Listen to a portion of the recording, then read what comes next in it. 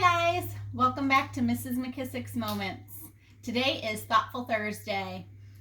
I challenge you today to do something thoughtful for someone else, whether it's an extra chore at home for mom and dad, or if they'll let you to pick up the phone and call your grandma or grandpa or aunt or uncle or a special friend that you haven't been able to see in a while. But do something thoughtful for someone else, not just for yourself today.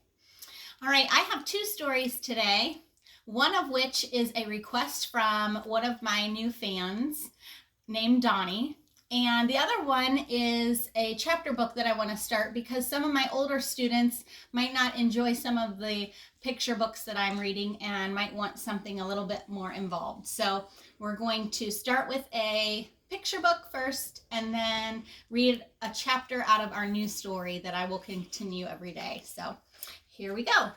Today's book is called Tough Trucks by Tony Mitten and Aunt Parker. Parker is one of my favorite names because that's my son's name.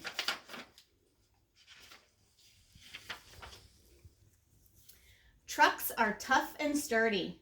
They take on heavy loads, then thunder on their giant tires down long and busy roads.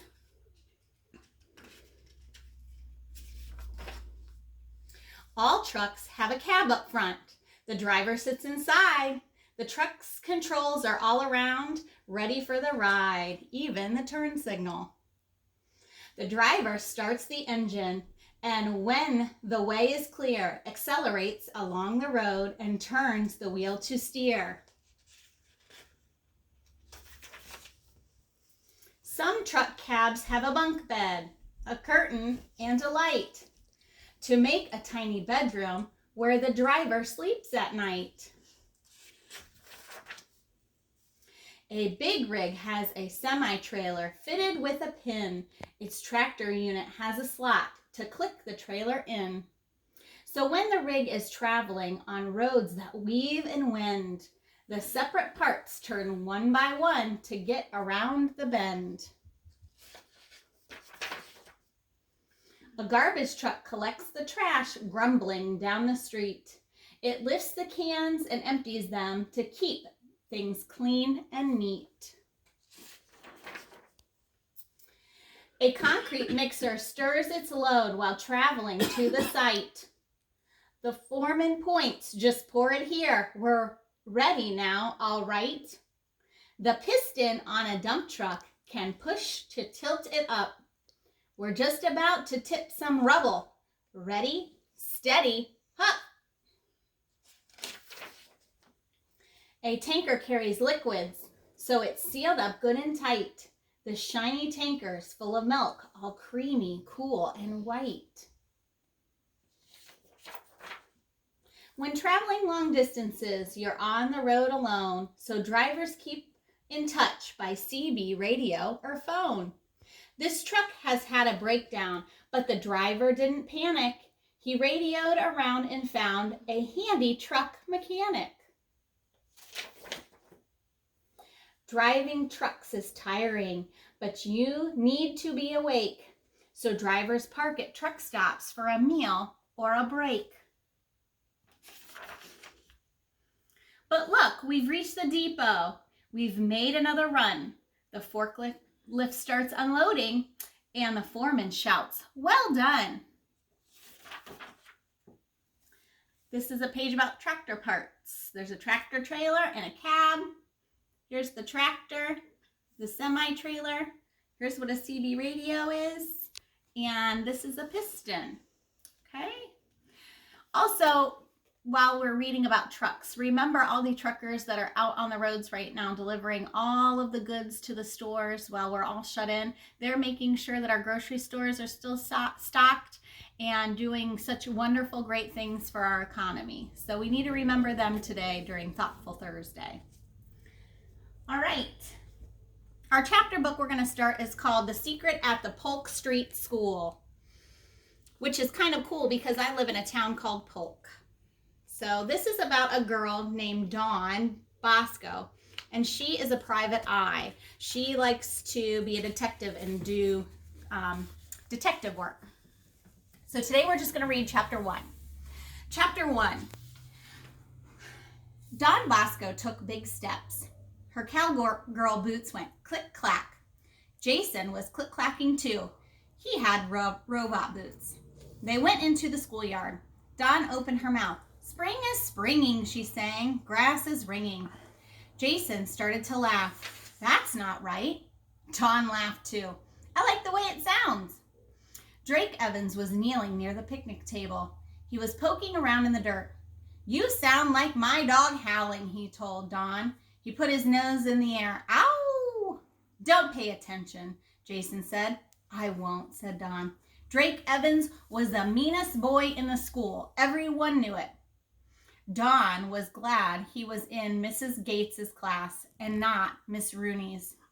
In the classroom, Dawn put her books away. She made a skinny point on her pencil. "Happy spring," Miss Rooney said. She clapped her hands. "Is everybody ready? It's idea time." Dawn reached into her pocket. She pulled out a piece of paper.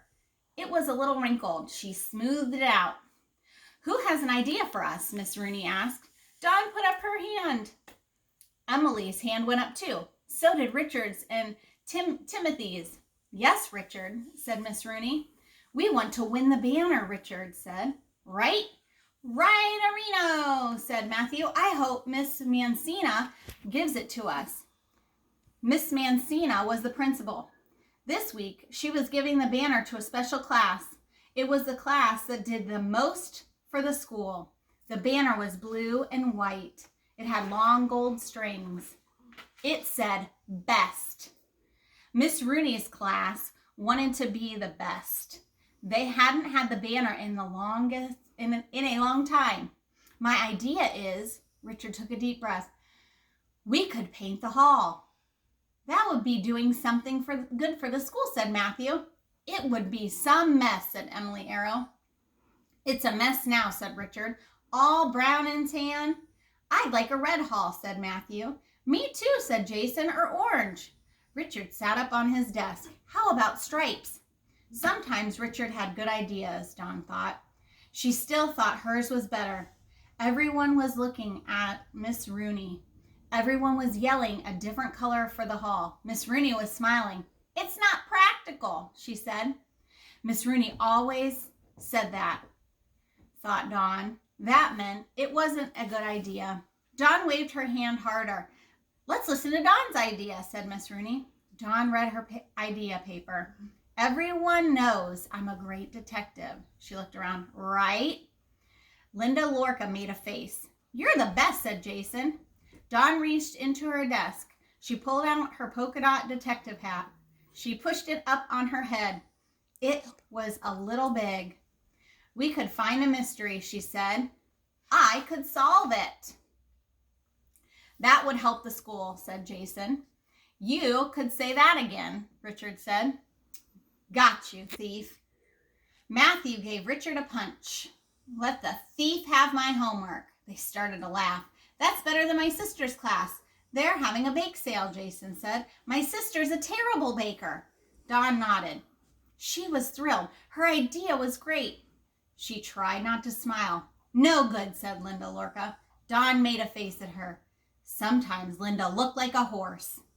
"Why not?" she asked. Linda raised one shoulder. "We don't have a mystery."